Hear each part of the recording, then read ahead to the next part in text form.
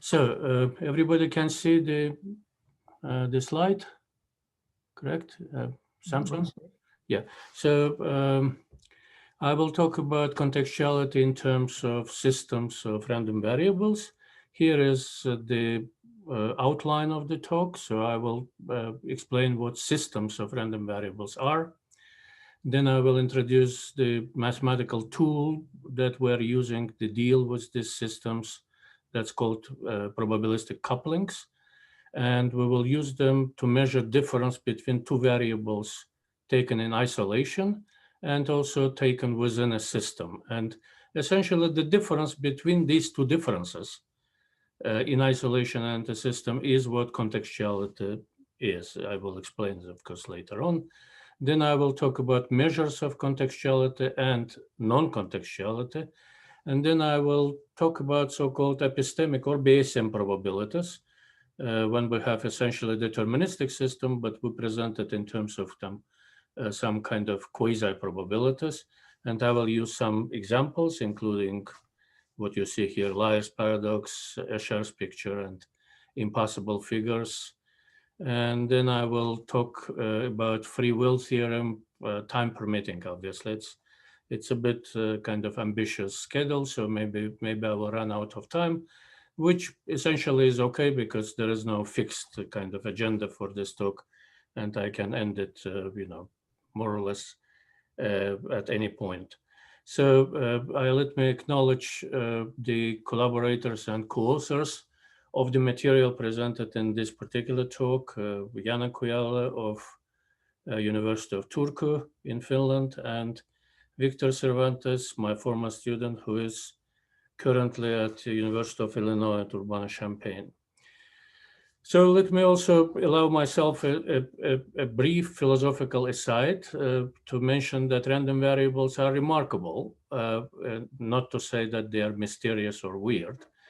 In the following sense, a random variable is a pure potentiality, and it collapses into certainty when we look or perform the experimental observation. And if you look at it from this point of view, it reminds to you what philosophers and physicists designate as measurement problem, the collapse of the wave function, and perhaps even allows you a view in which the collapse of wave function is essentially no more than a special case of this special nature of all random variables, that they are potential before they are actually observed. Another interesting property or remarkable property is that we are observing a set of realizations or a sequence of realizations, as you see it here, for example. But throughout this sequence, the identity of the random variable is preserved. So we are still able to say it as another realization of the same random variable. And sometimes we are able to say that the random variable has changed. So in fact, this raises the question of whether random variables are subjective or objective, and one can argue that it's partially both. I will not get into that in any detail. And the change of the identity of the random variable is at the heart of the contextuality analysis. Finally, I would like to mention that mathematically, the random variable is a function relating to probability spaces. And this is often as being overlooked. And it is important to realize that as a function, if you want to consider the problems in terms of random variables, as any function, it does not reduce to properties of its domain or codomain. So, for example, algebra of events and distributions as such, they are only aspects of random variables and not random variables per se. So just to mention this kind of in passing and very briefly without elaborating, and let me begin with the notion of a system of random variables, and this is an example. So you have a set of random variables, and they are arranged in two ways. They are arranged in columns here, according to what question they are answering or what property they are measuring. right? So for example, this Q1, Q2, Q3 through Q5, we call them contents or simply questions. In this talk, I will think about these Qs as questions are being asked. And the random variables are responses to these questions. And they are arranged in groups that we call different contexts or conditions, or sometimes settings if we're talking about an experiment. So an example would be this famous EPR bomb or EPR bell system, in which there are two entangled particles, and Alice and Bob are measuring spins along this axis that are labeled here 1, 3 for Alice, and 2, 4 for 2 and 4 for Bob. And you can see that this is how the system of random variables in this case looks like. And the questions here, for example, Q1 would be the question: is the spin along axis 1 up or down? So you are answering this question. And there are two random variables answering this question in two different contexts. And, this is another famous example, Klatchko-Jan Pinijoglu's Shumovsky system.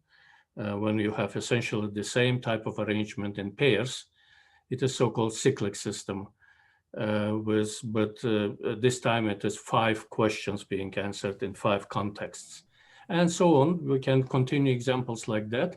But I would like to mention one important aspect here, that when you look at a system like this, you might be tempted to define a context by the questions that it entails. So, for example, context C1, entails questions Q1, Q2, and C2 entails question Q2, Q3. So you might be tempted simply to call this set of questions that are being answered together, you can be tempted to call it a context, but it is not true. For example, this is a legitimate system of random variables in which you have the same 3 questions being answered in each of the 3 contexts, but something else is changing. Can you say what the blanks are? Are the blanks 0? They're not zeros, are they? In the previous one. The blank simply means that this particular question is not answered in particular contexts. So, right. So if it's simply absent here. And, which is an interesting concept.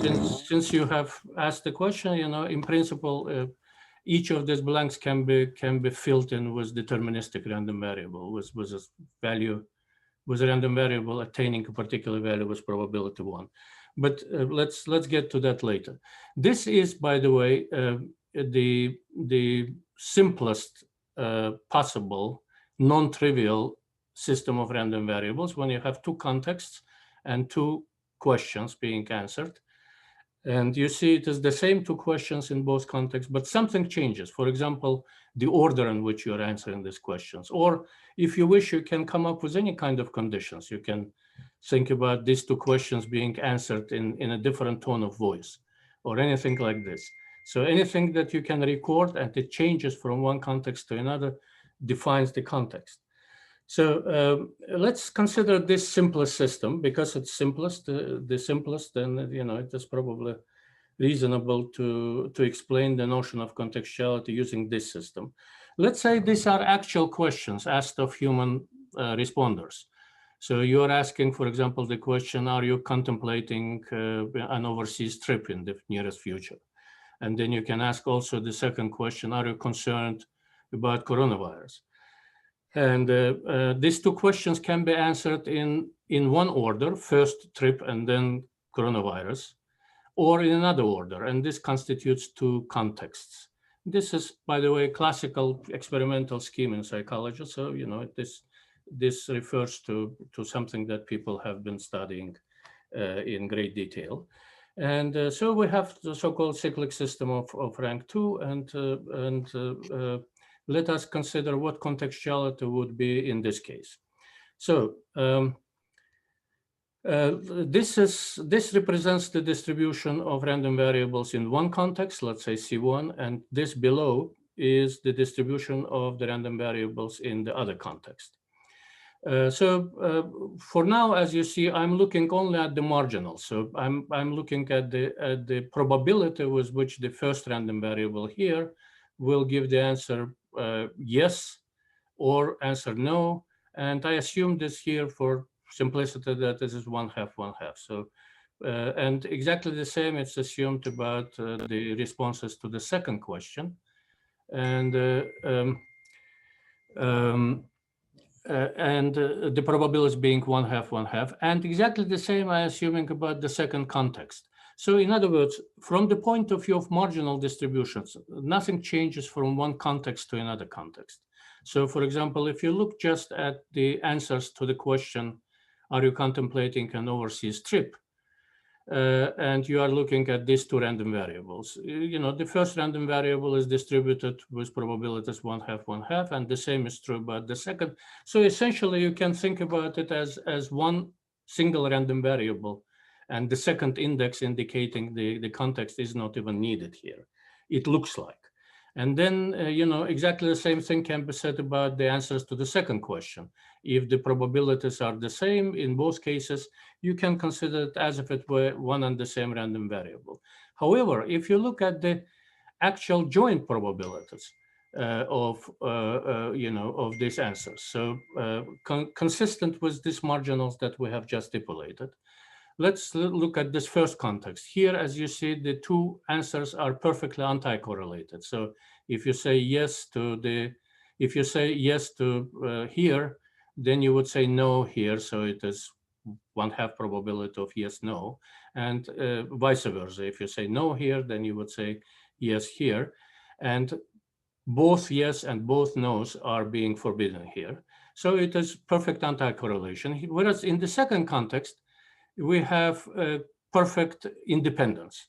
So the first and the second answers are independent of each other. Now, if you look at this, in spite of the fact that the marginal distributions allow you to think about these two red and blue random variables as being one and the same, and to think that these two blue and red random variables are the same. In fact, they cannot be the same, because if they were the same, their joint distributions also would be the same. And so they are different random variables.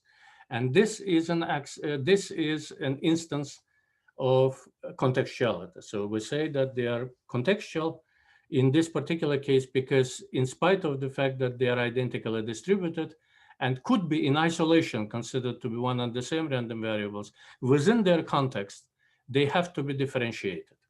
So the context actually forced them to be more dissimilar than they are in isolation, which is what contextuality is about.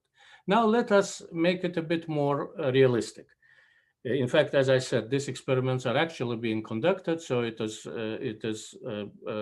the situation that I described previously is purely hypothetical and unrealistic. But this one would be realistic if we assume that the system is so-called inconsistently connected, which means that the probabilities of answering yes in this case, in the first context and another context, are allowed to be different, and empirically they are different. This is not anything specific for this type of experiments in psychology. You can see situations like this everywhere. For example, this is so-called Leggett-Gark paradigm, in which this point here is 0 when the preparation is made, and there are 3 fixed moments of time with respect to this 0 preparation time, and you are making 2 measurements at a time. So you can make measurements 1, 2, 1, 3, or 2, 3, and you get this so-called cyclic system of rank 3. And in this particular case, obviously, if 2 is presented in the context with 3, then it is presented chronologically first, and it's not being influenced by the outcome of the experiment with 1. But if it is measured in the context 1, 2, this context here, then of course, this measurement here follows another measurement and can be influenced by it, by the outcome of that measurement. So in this case, we will have inconsistent connectedness or signaling in time. Here is another example that I will not get into details of, but it is a famous Two-Slit experiment, which which is analyzed in the following way. We have questions of asked, for example, if one of these slits, as it's shown here, is open and the other one is closed. So I can ask whether the particle hit the detector having passed through the left open slit. And the answer can be yes or no. And then I can ask whether it can be, whether it hits the detector having passed through the right open slit, or left closed slit, or right closed slit. So you can ask these 4 questions in various combinations. You get a cyclic system of rank 4, and this is the situation in which this classical idea, classical description of this experiment that shows that, the probability of detection here is non-additive, is actually it can be less than additive or more than additive, is a very good example of inconsistent connectedness in physics. By the way, this system is non-contextual if you are interested. So, everything here is just because of these interactions with the previous, or, interactions of the random variables. So let us return to this example with the overseas trip and coronavirus. And let's now ask the question, how different are these 2 random variables? Now we know that generally they are differently distributed. Probabilities of saying yes are different in these 2 cases. The first case is when the question is asked first, and the second is when the question is asked chronologically second. And the probabilities are different, and I'm interested in how different are these 2 random variables.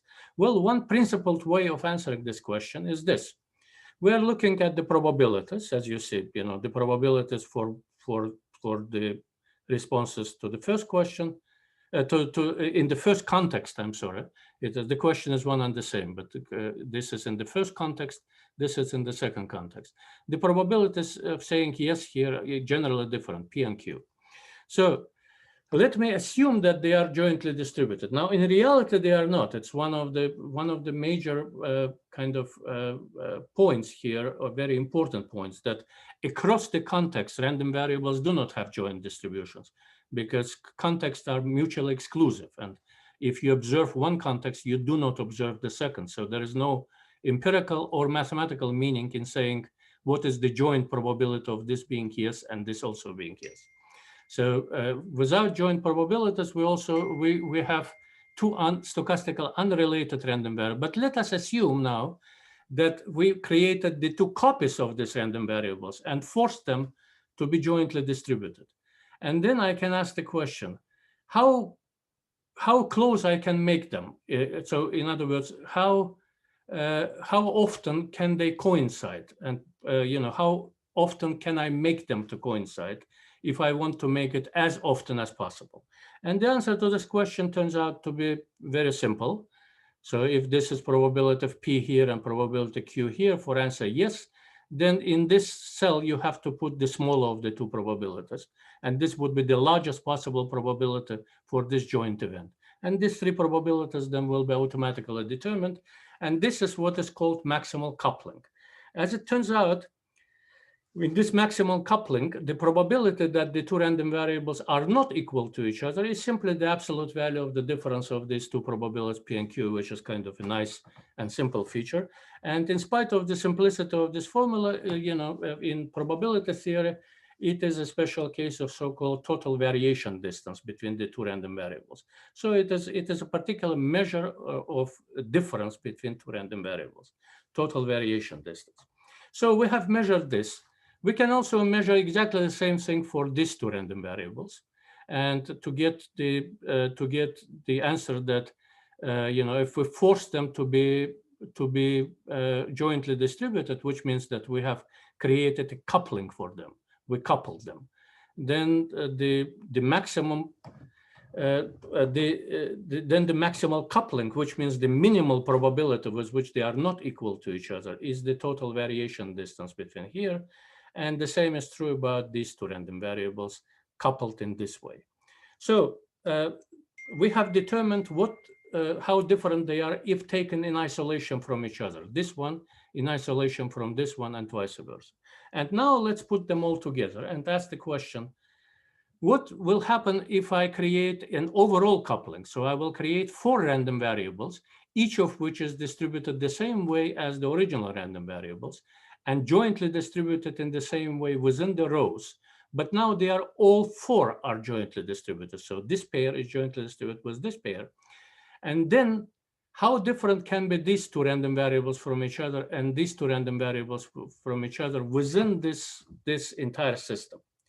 And this question leads us to the notion of contextuality. As it turns out, if I can preserve the same distance between them, so, well, I shouldn't say as it turns out, I should say by definition.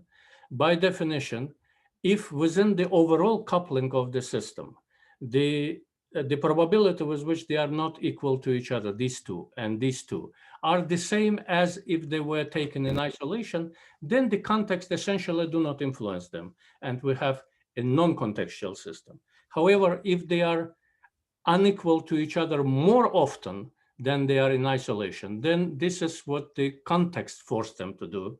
And this is the notion, this is where contextuality appears in the general way. And it can be, as we will see in a moment, can be measured and quantified. So the definition of contextuality, a bit more generally taken, is this. So we have this system that represents an arbitrary system now. And for this arbitrary system, we are creating an overall coupling. So we are replacing the random variables with their probabilistic copies. So these 3 random variables in the first row are distributed exactly the same way as these 3. And the same is true about all other rows. But now they are also jointly distributed across the rows. So it's an overall coupling. And within this overall coupling, we're asking the question, what is the probability with which these 2 random variables are equal to each other, or these 2, or these 2, or these 2?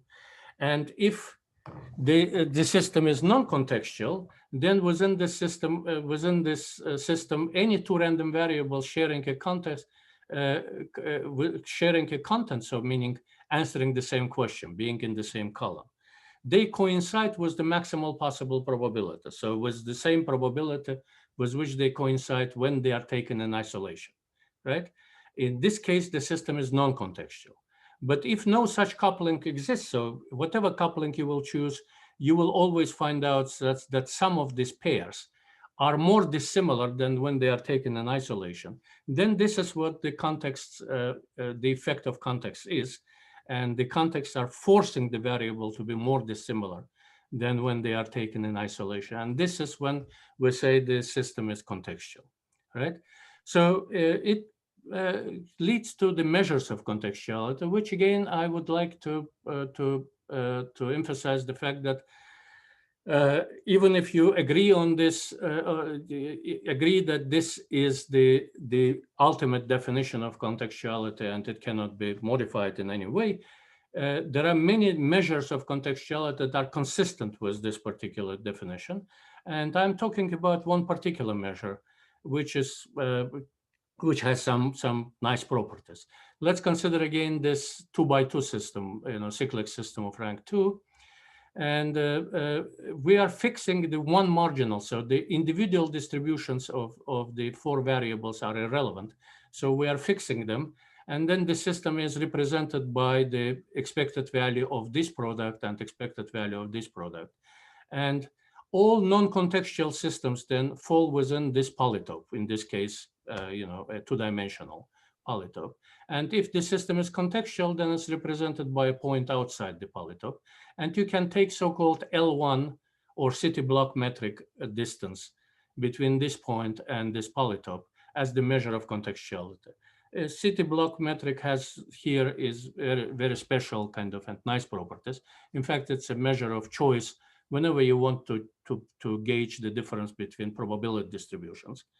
And this would be the measure of contextuality here. In the 3-dimensional case, let's say this is cyclic system of rank 3, then the polytope will look somewhat like this, and the point outside the polytope will be this. And again, you can define an L1 distance from the point to the surface of the polytope and take it as a measure of contextuality. And as it turns out that in this case, the measure of contextuality, I mean, in general, for n-dimensional system of this kind, cyclic system, we have this interesting formula that might look kind of completely opaque and not telling you anything. But if you imagine that the system is consistently connected, then this part here disappears. And what we have here is the generalized form of the Bell expression, or CHSH expression, the left-hand part of the classical Bell inequality, or CHSH inequality, more specifically saying. So it is kind of a nice property. What is interesting about this particular measure of contextuality, which we call non-contextuality measure 2, because it's one of the 3 measures that we have proposed, in various publications. That it also allows you to measure the degree of non-contextuality. If the point is within the polytope, right, then you can also take the distance, the L1 distance from the point to the surface of this polytope, and this would be the measure of the degree of non-contextuality. And it's interesting that in this case, you also have exactly the same expression, except that now it is taken with the minus sign. So, the order of subtraction is being reversed. Well, because there is a possibility of this happening, so that you would reach the boundary of the circumscribing box sooner than you would reach the boundary of the polytope itself. The situation here is a bit more complicated, but we will not get into technical details here. So it essentially gives you the idea of how contextuality in principle can be measured. Obviously, the contextual fraction proposed by Abramsky and his colleagues, this is another measure of contextuality that can be perfectly computed in our setting here too. And it has somewhat different properties. It would not allow to measures of non-contextuality, but on the other hand, it is a legitimate measure that can be also used together with these measures. So the choices here are non-unique. Okay, now let me kind of discuss the possibility of thinking about contextuality or non-contextuality of the system, which is not probabilistic. So we do not deal with the situation when things sometimes happen one way and sometimes another way. So deterministic system would mean that you have a normal system of random variables, but these random variables attain particular values with probability 1. Right? And in this case, if you simply look at this from the frequentist point of view, there is a theorem that tells you that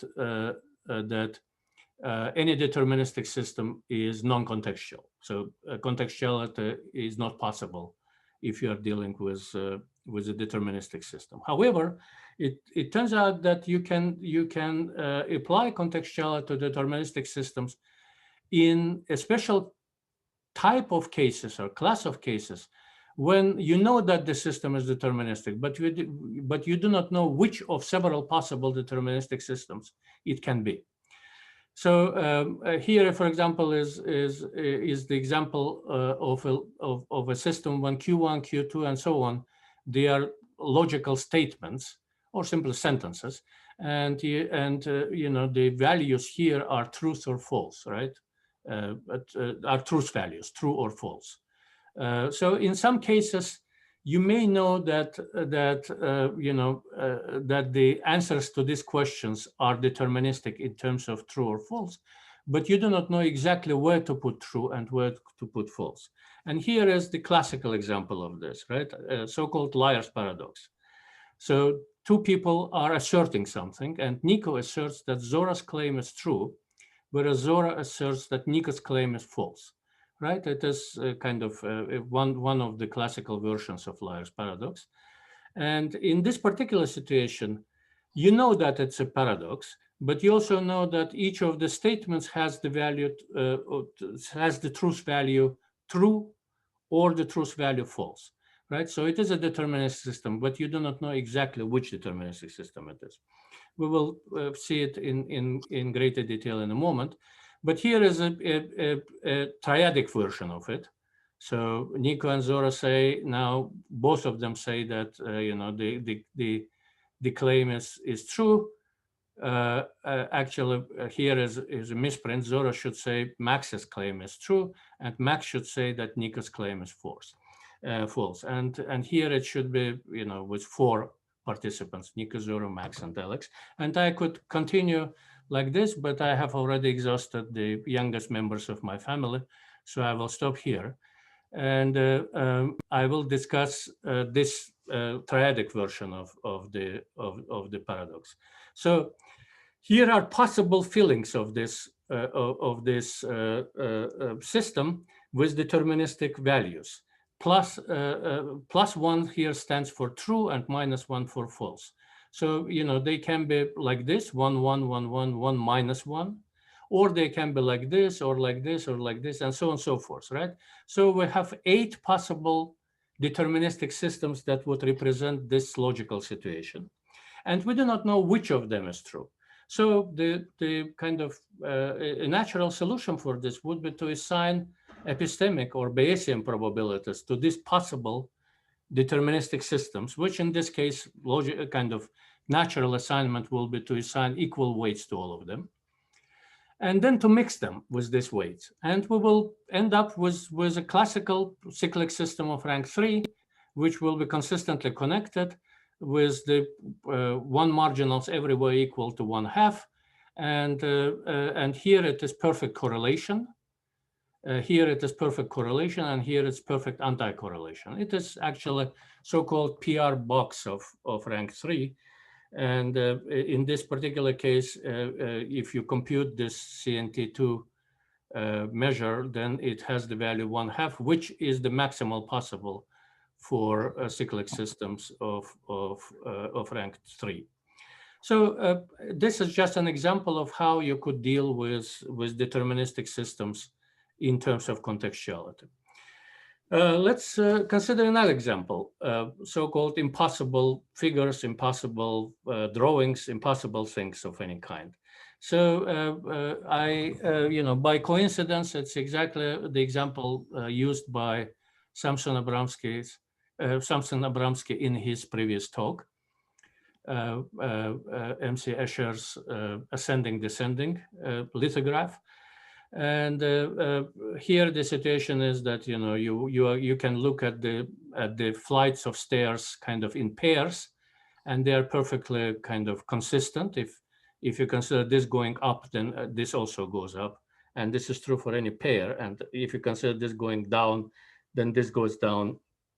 Again, it's true about any pair, but there is something wrong when you try to put them all together. So how this can be analyzed within the framework that I've just outlined for you? Well, let's consider them first in pairs. So this would be, again, pairs of answers to 4 questions. And the questions here can be formulated like, is this particular, let's say this is 1. So is this particular flight of stairs going up or down? So, you can say +1 or -1 here, and so on, right? And of course, putting them together means that you have one more context in which, all 4 flights of stairs are putting together, and you are trying to find what combination here is possible, right? So what happens is that if you are considering the first, let me go back. Actually, if you consider this pair or this pair or this pair or this pair, they are perfectly correlated. So, if this is up, this is up, or if this is down, this is down, and so on. And as a result, we have a kind of PR box of rank 4 if we consider this part of the system. But then, you have to look at this last context and try to figure out what is possible here. So let's consider it in isolation. And there are obviously 16 possible combinations of deterministic values we can assign to them. Let's say this one means up, up, up, up, all 4 of them, or the first down and then up, up, and then down, something like that, right?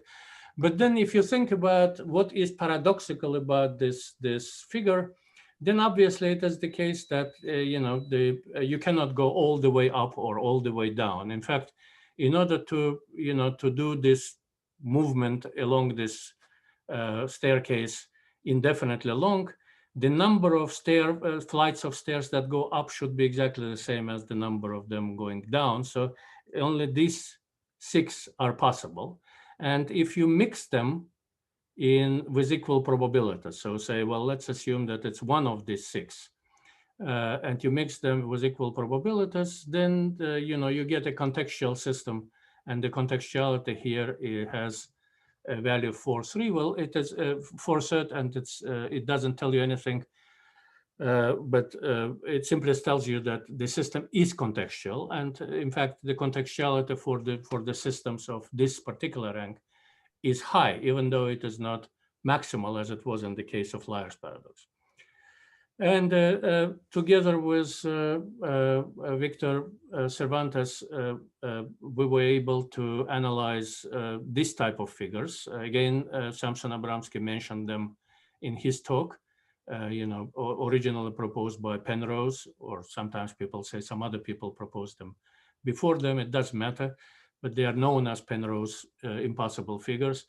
And we analyzed them in exactly the same way. And it turns out that, well, the only thing that I can say here that is not trivial is that unlike in the situation with MC Escher's drawing, it is not always the case that contextuality of an impossible figure is the conflict between something local and the global arrangements. Sometimes it is more subtle. So it is actually a kind of conflict between particular type of local arrangements and kind of normative type of local arrangements. But again, I would not have time to get over this in detail. So by the end, at the end of the talk, the last slide will contain some list of literature in which all of the things that I mentioned are discussed in great detail. So anyone who is interested should be able to find out.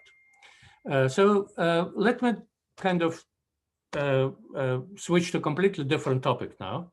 Again, illustrating the type of analysis we are doing, but applied to a very different type of problem. And this problem is, are individual particles deterministic? In other words, we are asking the question, if we do not know anything about quantum physics, or if we do not trust quantum physics, with minimal assumptions, can we actually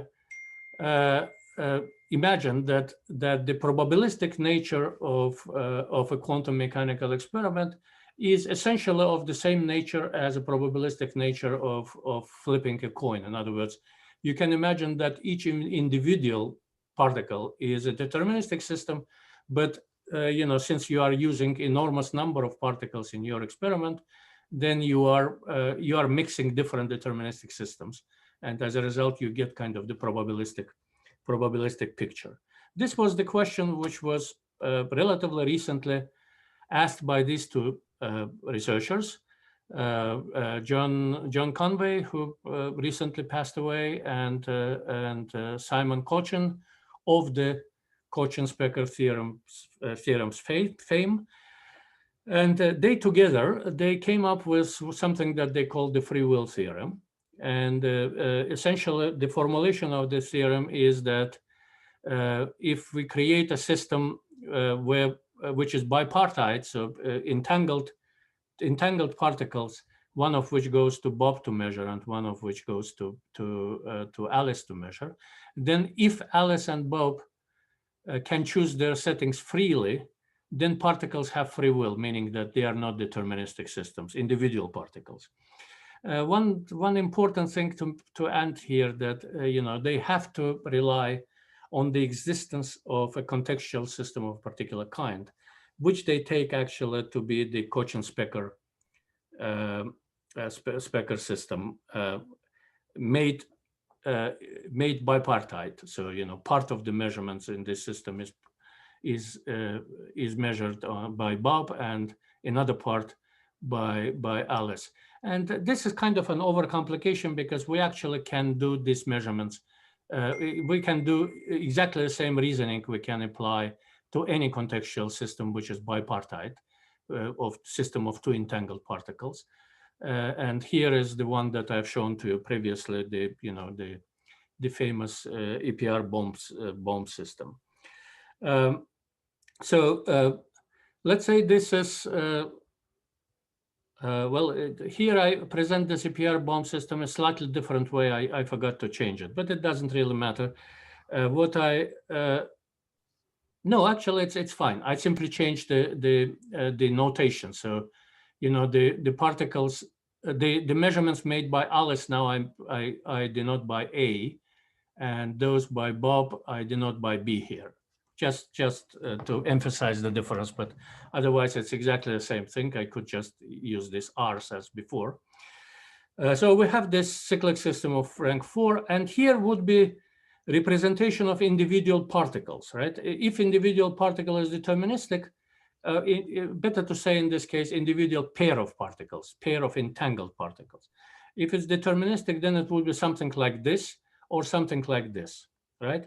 And of course, there are many possible combinations for them. Now, some of these combinations are consistently connected. Like, for example, this one, you see, if this value is 0 in one context, it's also 0 in all other contexts, in which case, in this case, just the other context in which it's measured. 0, 0, 1, 1, 1, 1. So it is a consistently connected system. This one is not consistently connected. See, it's 1 in one context and 0 in another context. It is deterministic, but it is inconsistently connected. Now, inconsistently connected in the situation when the two particles are space-like separated, which means that from the point of view of some observer, the measurements are made simultaneously and no signaling between them is possible. So we say that this system here is signaling and this system is non-signaling.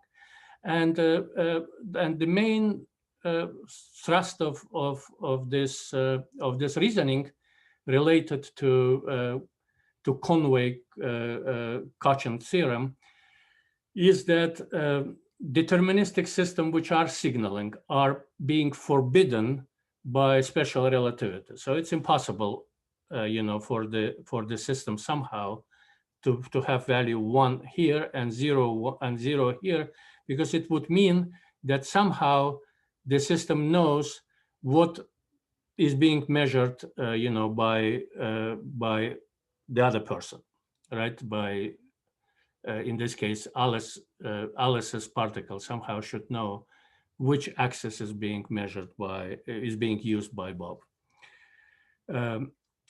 So this is kind of the main type of reasoning behind it. And as a result of this type of reasoning, we came up with the version of the theorem that is by orders of magnitude, probably, if I'm allowed to exaggerate, simpler and kind of conceptual, simpler, and also much shorter, with a much shorter proof theorem than the theorem proposed by Conway and Cochin. And it is simply that a contextual system, so if you assume that there is a contextual system R, then it cannot be decomposed into a mixture of deterministic systems which are non-signaling. Now, when I say it in this way, if you think about it, for a few minutes, probably you will find out that it's obvious. And in fact, it is difficult for me to imagine why Conway and Cochin did not come up with this version of the theorem.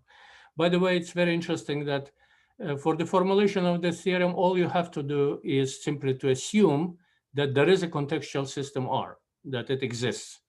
You absolutely do not have to assume anything about free will of Alice and Bob.